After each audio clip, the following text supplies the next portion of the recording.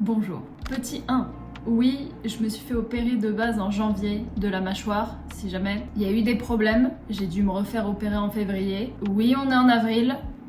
Oui, c'est encore gonflé. Sauf qu'à un moment, il faut que je recommence à vivre. Et c'est pénible, ça va finir par dégonfler, mais si jamais ignorez le fait que j'ai juste une mandarine dans la bouche. Petit 2. Si vous voyez qui je suis, vous êtes probablement en train de vous dire « Mais qu'est-ce que tu fais, Marie ?» Et si vous savez pas qui je suis, du coup, enchantée, bienvenue sur cette nouvelle chaîne qui n'a pas de nom pour l'instant, j'ai toujours pas trouvé. Je vais essayer de vous expliquer très rapidement. Ma chaîne principale, Frozen Crystal, Marie Frozen Crystal, va avoir 10 ans cette année. En 10 ans, j'ai beaucoup grandi, j'ai beaucoup évolué. J'ai commencé YouTube, j'avais 19 ans, j'en ai 29 maintenant, je vais en avoir 30 cette année, Seigneur.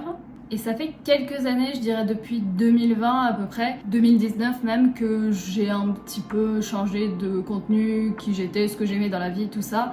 Et que, en gros, bref, cette chaîne, depuis 2020, à chaque fois que je poste quoi que ce soit dessus, je perds des abonnés, je me prends des remarques, j'ai plus beaucoup d'expériences positives sur cette chaîne.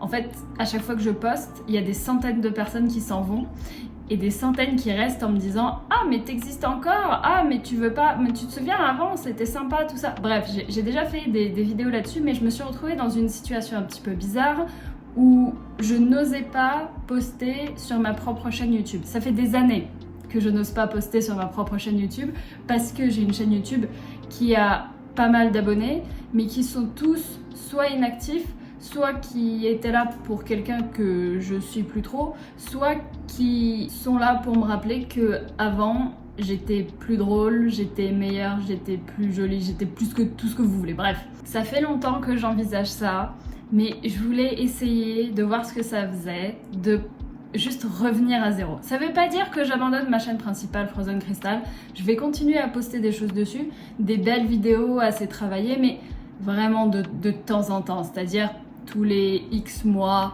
quand j'ai une belle vidéo, quand je fais une belle chose, ce genre de choses. Sauf que j'aime bien poster un petit peu tout et n'importe quoi. De base, je suis sur YouTube pour un peu raconter ma vie, partager des choses. Et chose que je ne fais plus du tout, mais depuis des années, parce que justement, j'ai peur de poster sur cette chaîne. J'ai peur de la communauté, de ma communauté. Je sais, c'est ridicule, mais je suis quelqu'un d'hypersensible qui prend la vie de chaque personne à cœur, et quand il y a des centaines de milliers de personnes, tu ne peux pas rendre tout le monde content, c'est normal, ce sera le cas peu importe là où je vais, peu importe la chaîne où je vais, mais c'est devenu beaucoup pour moi et je me suis dit, allez, pourquoi pas, un retour à zéro. J'ai envie de me retrouver sur une chaîne avec uniquement des personnes qui apprécient qui je suis maintenant, à partir d'aujourd'hui. Si vous aimez qui je suis à partir de début avril 2023, bonjour, enchantée, on va bien s'entendre. Du coup, si vous me découvrez ou redécouvrez maintenant, quelle est ma vie, qui suis-je, bonjour, je suis Marie. En 2020, j'ai créé une boutique qui s'appelle Eclipse et c'est une boutique qui a beaucoup d'histoires, je vous en reparlerai pendant la vidéo. Mais j'avais beaucoup d'espoir pour cette boutique et j'ai fait totalement n'importe quoi, ce qui fait que j'essaye maintenant de la remettre sur pied, je vous en reparle plus tard. Mais j'ai une boutique et mes passions dans la vie, c'est prendre des photos, lire des livres et jouer aux jeux vidéo. Enfin, un jeu vidéo. Je ne joue qu'à un jeu vidéo. Ouais, ça résume bien. Du coup, si vous aimez un de ces 4 trucs, on va bien s'entendre sur cette chaîne. Donc c'est quoi le but de cette chaîne, de cette vidéo, de quoi que ce soit? C'est une question qui me traumatise, ça. Je me suis toujours dit, quel est le but de faire mes vidéos sur YouTube? Genre, je suis pas médecin, je suis pas historienne, j'ai rien à vous apprendre ou quoi que ce soit, mais c'est une question qui revient souvent. Genre, c'est quoi le but de ta chaîne? C'est quoi le but de tes vidéos? Tout ça, machin. Bah, en vrai, j'ai toujours dit que dans le fond, il n'y en avait pas, mais il y en a quand même un dans le fond. J'ai quand même un fil rouge depuis le début, outre le fait que j'aime raconter ma vie, partager des choses, tout ça. Quand même, de base, je voulais montrer qu'on pouvait essayer d'être heureux dans la vie, ou même juste être heureux dans la vie, même si ma vie de base avait pas été exceptionnelle. J'ai été en dépression, je me suis fait harceler toute ma scolarité, il m'est arrivé des choses moyennes et j'allais vraiment mal pendant longtemps. Et quand j'ai commencé à aller mieux, je me suis dit, il y a un espoir. Si moi je vais mieux, si moi je vais bien, mais c'est possible pour tout le monde. Et juste Je voulais partager ça, je voulais aussi casser la barrière de toutes ces personnes sur les réseaux sociaux qui ont une vie, qui montrent une vie parfaite et qui tout va toujours bien, tout est toujours exceptionnel, tout ça machin, alors que on peut avoir une vie un peu plus simple et quand même être heureux et quand même juste partager des bonnes choses. J'ai été un peu cette personne qui partageait du contenu normal en allant bien dans la vie et en montrant que c'était possible, que s'il y avait des gens qui allaient mal dans leur vie, leur dire que ça pouvait s'améliorer et que j'en étais la preuve vivante. Après bon, il y a des hauts et des bas. Je vais vous parler des bas parce qu'il y a eu beaucoup de bas ces derniers temps et je vais pouvoir vous expliquer un peu plus en détail. Bienvenue à Eclipse Shop. J'ai pris des notes de ce que je voulais dire. En très gros, en 2020, j'étais perdue dans ma vie. Pour pas changer, ça n'a pas beaucoup changé. Mais bref, à ce moment-là, c'était le confinement, c'était compliqué, il y avait besoin de changer d'air. Je me suis dit, tiens, je vais créer une boutique. Pourquoi pas ? À ce moment-là, j'étais bien dans ma vie, j'avais des économies, je me suis dit, vas-y, ça va être un grand projet, mais j'ai toujours voulu faire ça, pourquoi pas, je crée un truc et je vois les choses en grand, donc j'ai tout fait, j'ai loué un bureau, j'ai fait plein de produits d'un coup, vous avez peut-être suivi ou pas, mais bref, Eclipse Shop, ça existe encore d'ailleurs, sauf que il y a eu 2 problèmes. Premier problème, je n'avais aucune idée de ce que ça impliquait en termes de comptabilité, tout ce qui était chiffres, tout ça, impôts, TVA, tout ce que vous voulez, aucune idée. Deuxième problème, encore une fois, je suis hypersensible, les avis des gens comptent beaucoup pour moi. Dès que des personnes ont commencé à me dire que c'était trop cher, je savais plus où me mettre et j'ai essayé de baisser les prix le plus que je pouvais. Du coup, qu'est-ce qui s'est passé ? Il s'est passé que j'ai vendu à perte pendant plusieurs années. C'est-à-dire qu'à chaque fois que je vendais quelque chose, je perdais de l'argent. Je pense qu'on me comparait à d'autres chaînes qui avaient 1 million d'abonnés ou plusieurs millions d'abonnés et qui du coup avaient un budget exceptionnel, qui avaient des personnes qui travaillaient avec eux, qui avaient toute une équipe là-dessus et qui étaient plus préparées que moi. Le problème, c'est que moi, c'était pas du tout le cas parce que mes 1 million d'abonnés, déjà je les ai pas, et la moitié, les 3/4, franchement même plus que ça, c'est des fantômes, c'est des personnes qui sont plus là, c'est des personnes qui ne me suivent absolument plus du tout. Je pense que sur ma chaîne, on verra bien avec celle-là au bout de quelques mois, mais franchement sur 900 000 personnes, s'il y en a encore 10 000 qui sont actifs, je serais très surprise, je pense. Très honnêtement. Sauf que les personnes ne me voyaient pas comme quelqu'un qui a 10 000 abonnés, ils me voyaient comme quelqu'un avec 1 million. Donc ils s'attendaient vraiment à une boutique avec une clientèle énorme, du coup avec beaucoup de trucs, avec des prix très bas parce que beaucoup de clientèle, etc. Sauf que pas du tout. Parce qu'en gros, quand vous commandez un produit, plus vous en prenez, moins le produit va vous coûter cher. Si je prends 50 pulls, ça va me coûter beaucoup plus cher que si j'en prenais 200 000. C'est logique. Donc, j'ai essayé de rentrer en compétition avec des boutiques qui avaient des prix pour leur clientèle de youtubeurs avec beaucoup d'abonnés, sauf que moi, j'en étais pas du tout là. Je vais vous donner un exemple concret pour être giga transparente. J'ai pris un exemple, je vais faire ça vite. J'ai pris un exemple chez Marie, Enjoy Phoenix, que j'adore, si jamais je suis pas du tout... C'est pour avoir un comparatif, parce qu'elle est super transparente, et c'est trop bien pour moi, pour être transparente aussi, pour vous expliquer avec un comparatif. Sur sa boutique Honest Mind, elle a vendu des pulls, et elle met souvent une petite image pour être totalement transparente de tous les prix, et pourquoi ça coûte ce prix-là. Vous voyez ce que je veux dire ? Et je me suis dit, si je faisais pareil pour moi, déjà la plupart des trucs, je les comptais pas dans le prix de la production, c'est-à-dire genre les frais administratifs, le loyer de cet endroit, toutes les charges, tous les trucs, je les comptais pas. Tout ce qui était création, pareil, je le comptais pas dans le prix final, les prototypes non plus. Tout ce qui était la communication non plus, parce que c'était moi qui faisais tout, ça comptait pas. Moi, ce qui comptait pour ces pulls-là, par exemple, c'est que le pull en lui-même, comme j'ai une clientèle considérée comme basse, j'en ai pas commandé énormément, donc le pull en lui-même, à l'unité, me coûtait déjà 38 €. À ça, il fallait rajouter la broderie, devant, derrière, et l'imprimerie à l'intérieur. Il y a marqué Eclipse, tout ça, machin à l'intérieur. Ça, c'était 9 € par pull. À ça, il faut rajouter la logistique. Il y avait une personne chargée de mettre chaque pull dans un sachet, coller l'étiquette que j'avais imprimée, et ensuite l'emballage. Par pull, ça faisait à peu près 3 €. Je crois 3,05 €, mais 3 €. Et ensuite, les taxes. Mes grandes amies. J'ai vendu les pulls 60 € l'unité. La TVA, c'est 20%, première taxe. 20% de 60 €, c'est 12. Donc là, si on ajoute rien que tout ça, rien que là, c'est-à-dire qu'à chaque fois que je vendais un pull, je perdais 2 €. En plus d'avoir perdu du temps et toutes les choses que j'avais pas comptées, donc tout ce qui était production, tout ça, machin, le loyer de cet endroit, toutes les taxes d'après, parce qu'il n'y a pas que la TVA, Seigneur Saint-Dieu, il n'y a pas que la TVA. Sauf qu'en fait, je m'en suis pas rendu compte tout de suite et il s'est passé ça avec quasiment l'intégralité de ce que je vendais sur ma boutique depuis le début, parce que j'avais tellement peur de mettre des prix plus élevés que en fait, chaque chose que je vendais, je perdais de l'argent. Juste que vous vous rendiez compte de la connerie extrême. Quand je retourne sur le graphique de Marie, sur sa boutique, sur un pull qui coûte 140 €, il y a environ 30% de marge pour l'entreprise, pour permettre à l'entreprise d'évoluer, de payer toutes ses charges. Enfin, je crois que c'est déjà dans les trucs. Et juste pour vivre et proposer des nouveaux produits après. 30%. Moi, par pull, je perdais, et encore, j'ai pas mis tous les trucs, hein, je perdais plus de 2 €. Mais chaque pull, je perdais de l'argent alors que j'étais censée avoir une marge de 30%, ou 20% peut-être, ou allez 15% à la limite. Mais j'ai jamais fait de marge à ce point-là. Et ça, je le savais pas. Je ne le savais pas du tout et je m'en suis rendu compte que trop tard. Parce que ce qui se passe en plus, j'abrège, je vous jure j'abrège, mais c'est le dernier truc, la TVA.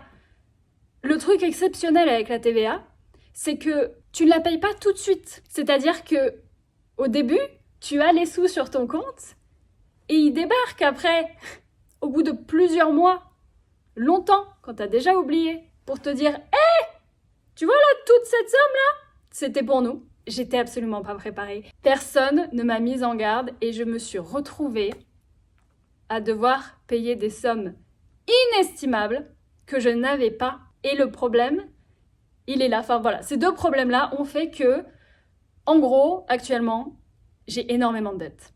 J'ai énormément de dettes et ça m'a mis dans un état pas cool, quoi. Genre pas très... Bon, c'est pas... J'étais bien, je m'en sortais bien dans ma vie.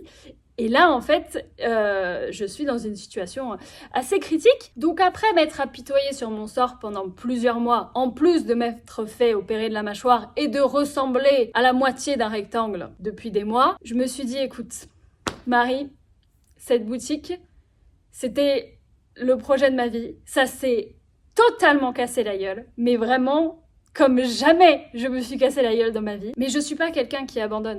C'est pour ça que j'ai envie d'essayer ce retour à zéro. Mais non seulement il s'est passé tout ça dans ma vie, et en plus de ça, j'arrivais pas à le partager parce que je me reconnaissais pas. J'arrivais pas à poster sur l'autre chaîne, surtout pour me plaindre. J'ai essayé un petit peu. Je veux pas aller trop en détail là-dedans. Bref, je me donne un peu cette dernière chance, ce dernier espoir, entre guillemets, de m'en sortir sur Internet. Parce que j'aimais bien, j'adorais YouTube, c'est ma passion. Filmer des choses, prendre des photos, raconter des histoires, c'est vraiment ma passion. Même si c'est pour des trucs simples et basiques, genre lire des livres. J'ai arrêté ça pour des raisons débiles. Juste parce que j'ai peur de ma propre communauté qui est cryogénisée, totalement cryogénisée dans le passé et qui... Il y en a un petit pourcentage, on va dire, qui m'empêche d'avancer. Sauf que c'est pas en attendant que ces personnes-là s'en aillent ou grandissent ou peu importe que je vais arriver à passer à autre chose. C'est moi, de moi-même, qui dois passer à autre chose et arriver à juste... Ouais, écoutez, on en est là. Ce bureau, j'ai mis 1 an à le relouer parce que je le louais à quelqu'un. Et figurez-vous qu'un bail commercial, c'est 3 ans. Sauf que quand j'ai lancé Eclipse, je me suis dit, c'est bon, tranquille. J'ai lancé Eclipse en décembre 2020. Donc de base, je devais payer ce loyer ici jusque décembre 2023. Et il y avait, franchement, fin 2020... Si vous regardez les vidéos que j'ai fait à ce moment-là, quand j'ai créé Eclipse, je les mettrai dans la description, fin 2020, mais je n'avais aucune idée, c'était même pas pensable que je perde tout et que j'en arrive là. C'était même pas pensable, donc je me suis dit, vas-y, 3 ans de loyer, vas-y, c'est pas grave. Je claque mon truc par terre depuis tout à l'heure. Sauf que 3 ans plus tard, on en est là. Donc l'année dernière, en été de l'année dernière, j'ai demandé au propriétaire de m'aider et de remettre cet endroit en location. Ça a pris longtemps. Ça a pris longtemps de retrouver une personne, mais il y a une personne qui reprend ce bureau dans 2 mois. En juin, j'aurai enfin plus de loyer à payer. Parce que je paye actuellement le loyer de mon appartement, plus le loyer de cet endroit-là, qui est extrêmement cher. Je vis en Haute-Savoie, tout est...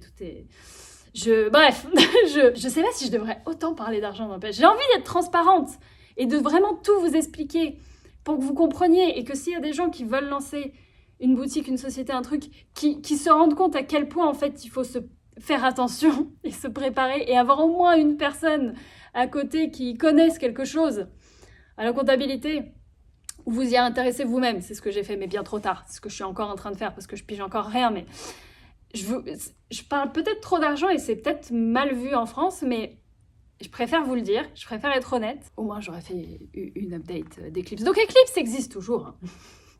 Bien évidemment, il y a encore des choses. Tout ce que j'ai en vente actuellement sur Eclipse, c'est des choses avec les bons prix. Et à partir de maintenant, tout ce qui va arriver sur Eclipse, ça aura les bons prix. Si vous voulez un produit d'Eclipse et me supporter en même temps, ne vous inquiétez pas, si vous prenez quelque chose, je ne perdrai pas de l'argent. C'est bon, j'ai compris ma connerie. Il m'aura fallu plusieurs années, hein. Mais j'ai compris ma connerie. Bref, je voulais vraiment faire une première vidéo sur cette chaîne courte, mais... D'ailleurs, c'est même pas la première vidéo sur cette chaîne. Je crois que l'épisode 0... Oui, moi et Yuno Husky, ça aurait été posté avant.